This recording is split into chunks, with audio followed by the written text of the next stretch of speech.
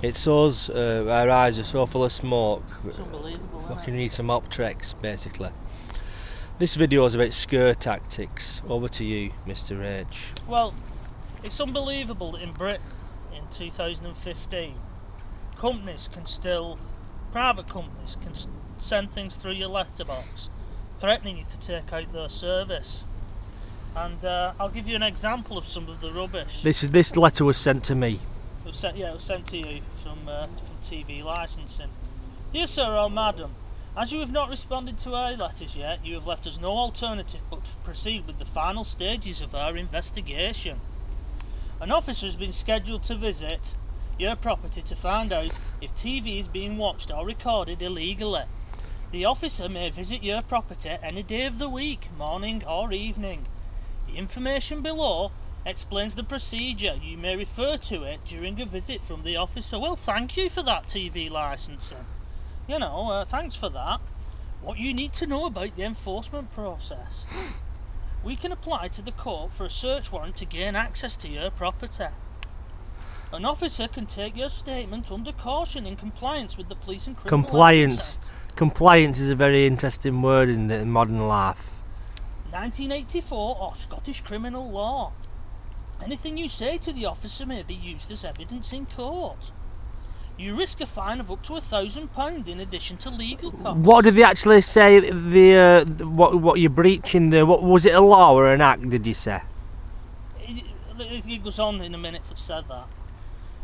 If your property needs a TV licence, you will still need to buy one. A reminder of the law. It is illegal to watch or record programmes as they are being shown on TV without a TV licence, no matter what device you use. You can still do one of the following. Buy a TV licence, or let us know you don't need one. Now let's go through this.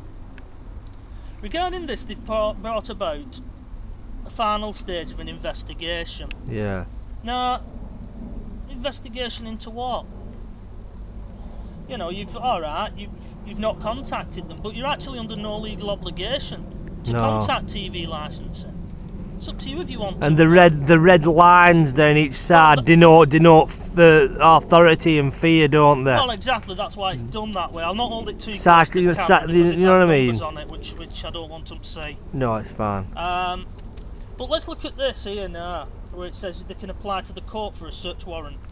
Now that makes you think, oh fucking hell, because they're assuming you're doing something wrong here. Yeah.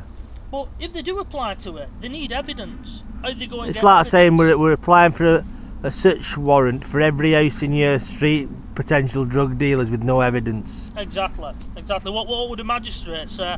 Go away and get some. An officer can take your statement under caution, but these people aren't police. So what happens if you just turn around and say, "I'm not answering your questions," and you shut the door in the Statutes. It's Admiralty law, is it? It's not even law, is it? It's just Admiralty. It's really done to terrify you, and this won't be the first one you've had, I'm taking. I mean, it's not just them. I mean, recently I stayed on a motorway services for 2.5 hours, and I got a bill for, was it 160 quid, something like that, from this company, this private company. Yeah. And effectively, it's just a private company. It's not the police. It's not the council. With the police and the council, things are quite different because they can, to a certain point, there is.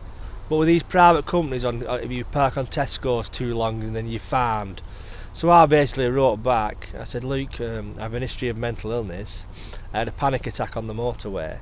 I pulled over till it passed. So you can do something like," which was true. And also you could say I was very tired. I pulled over and I went to sleep, because otherwise, if I'd have drove on that motorway while I was falling to sleep, because you wouldn't let me park on your thing, there'd be hell to play.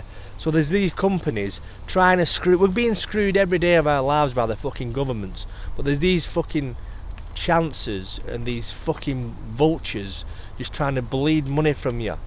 Don't believe the shit they're telling you about all these threats. Most of these threats are non-existent. You know what I mean? The bogeymen.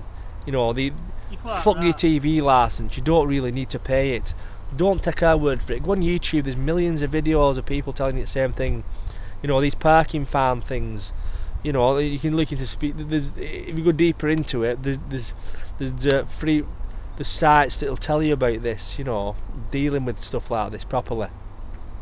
You know, there's people experts in the field into parking fines, speeding fines, and all that kind of thing. So you know, Mr. H. You know, but just going back to this, I mean, you know, it's all done to terrify you. Visit undertaken by Preston Enforcement Division. There's all the wording, enforcement. Well, that's it. Now, I mean, you know, I could authorise my grant, come round to your house and have a look at your television set. Are you going to let her in? Yeah. It's one of them. People shouldn't be frightened of it. This is all this is. It's the wording though, Mr. H, you know, that. And that's all that's good for. Yeah. That's what you better do. That's the only good use you can get from these fucking letters off these people, basically. If you don't speak to them, because you don't have to, there's nothing they can do. And if they ever do come to your door, challenge them on that fact. Say, am I legally obliged to speak to you? And also, if you've got a camera on them, they'll run away. Look into it, you know what I mean? These parking fines off supermarkets, motorway services, you know, these fucking companies set up by chancers just to screw vulnerable people who don't know any better. You know, the best thing you can do for stuff like that is fucking burn it. Jimmy O, Mr. H, News at 10.